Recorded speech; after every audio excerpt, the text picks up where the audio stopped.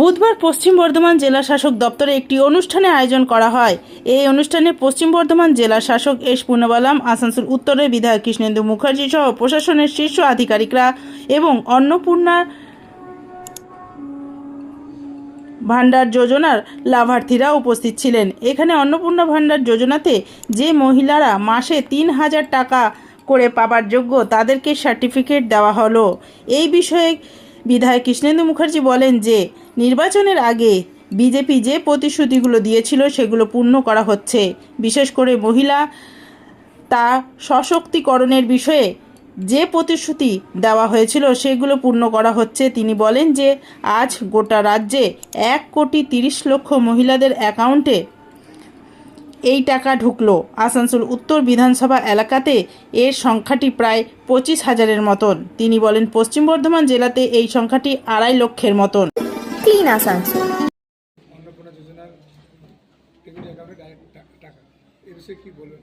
আজকে 1,30,00,000 মাতৃশক্তির অ্যাকাউন্টে direct benefit transfer করানো হলো মাননীয় মুখ্যমন্ত্রী শুভেন্দু অধিকারীর নেতৃত্বে। নারী সশক্তিকরণের যে স্বপ্ন আমরা দেখেছিলাম পশ্চিমবঙ্গে, সেটার জন্য এটা দ্বিতীয় এক পদক্ষেপ। দ্বিতীয় মাস আমরা এটা দিলাম। এখনো পর্যন্ত এনকোয়ারি করে 1,60,00,000 মধ্যে থেকে বাছাই করে 1,30,00,000 যেগুলো আমরা পেয়েছি, এখন সব ঠিকঠাক ছিল, তাদের অ্যাকাউন্টে আজকে ট্রান্সফার করে দেওয়া হবে।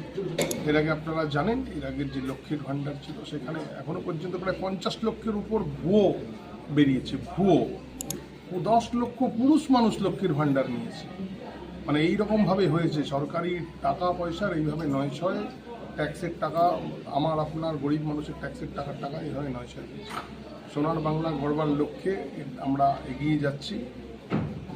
যে আমাদের কমিটমেন্ট ছিল নির্বাচনের পূর্বে, সেগুলো সব এক এক করে আমরা সব ঠিকঠাক করে করে দেব।